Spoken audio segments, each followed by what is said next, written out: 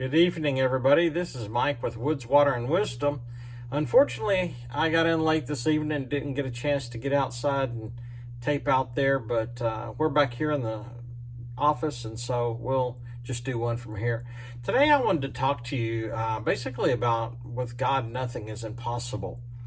You know, I know some of you may be facing a back against the wall situation right now where maybe things are going on in your life where it seems impossible. You're not sure exactly how it's going to work out. But I want you to trust in the Lord. In Luke chapter 1, verses 36 and 37, this is a fairly well-known Christmas story. It's the birth of Jesus. And so in verse 36, let me find it. Here it is. Now, indeed, Elizabeth, your relative, this is when the angel appears to Mary and is talking to her. And he says, now, indeed, Elizabeth, your relative, has also conceived a son in her old age. And this is now the 6th month for her who was called barren. For with God, nothing will be impossible. You know, so this is the angel appearing to Mary, and he's telling her about the child she would bear. And so we have two situations here.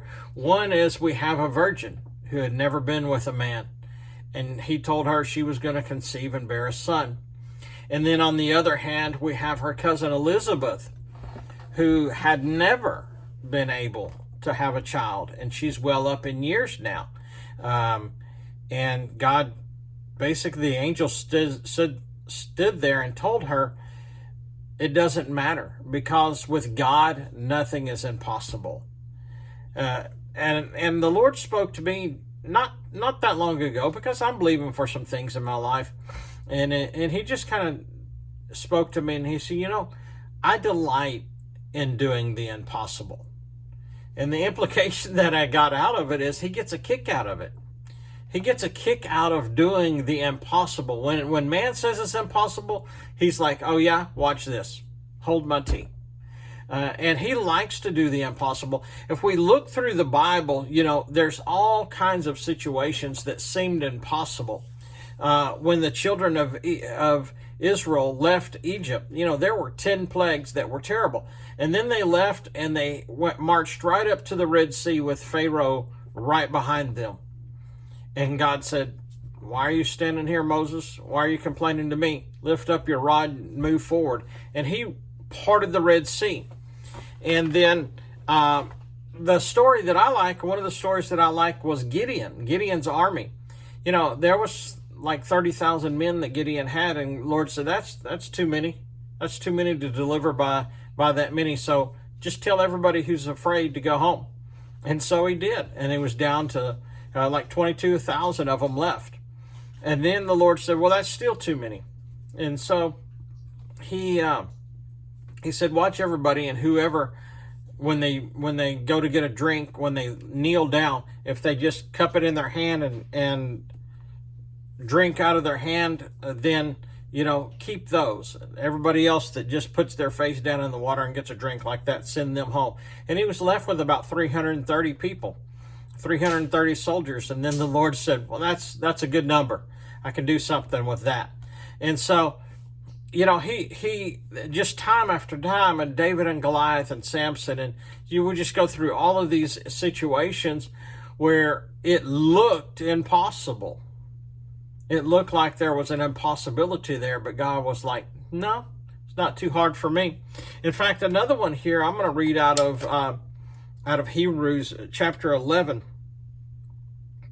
what's called the Hall of Fame of Faith, where he talks about a lot of these men and women of faith. In verse 6, it says, but without faith, it's impossible to please him, God. For he who would come to God must believe that he is, and that he is a rewarder of those who diligently seek him. You know, it seems like it would have been enough if he had just said, you know, if you're going to come to me, you must believe that I exist. But he didn't stop there. He said, you know, not only do I exist, but I'm a rewarder of those who diligently seek me. And then just a little bit further down in verse 11, it says, by faith, Sarah herself also received strength to conceive seed, and she bore a child when she was past the age, because she judged him faithful who had promised. God made a promise to her. He made a promise to to Abraham, that Isaac would be there, that he would bring them a child. And this Bible is packed full of promises that God has made to us. And one of them is that if you will diligently seek him and have faith in God, that he will reward your faith.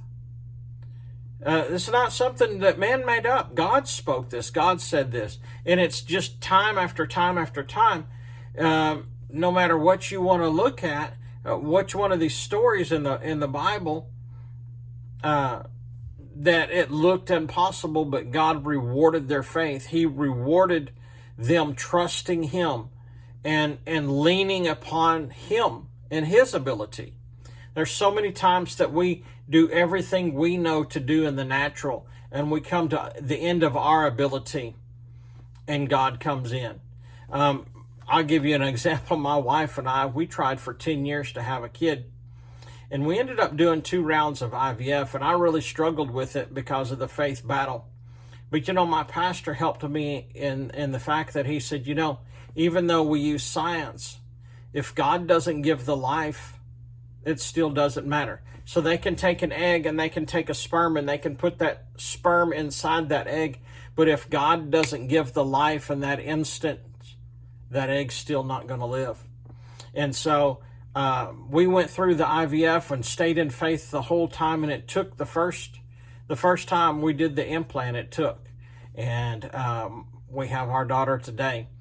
And so never give up. Never give up on your faith. And never give up when it looks like things just got worse. Like they just got worse. They couldn't get any worse, and then they do. And your back's against the wall and the situation looks impossible. That's not the time to give up, because you're right at the point of your breakthrough, because God delights in doing the impossible. He gets a kick out of it. So I just wanted to share those thoughts with you today. If you're going through something, keep going. Don't give up. Yea, though I walk through the valley of the shadow of the death, I will fear no evil. We just got to keep going through the valley. He's with us. He's right there taking care of us, and he's going to do the impossible. Have faith, because he will reward your faith. Okay, that's what I wanted to share for this evening. Hope you got something out of this. If you're not subscribed to the channel, subscribe and smash the like button. Put a comment down below. It all helps the algorithm. And we'll talk to you next time. God bless.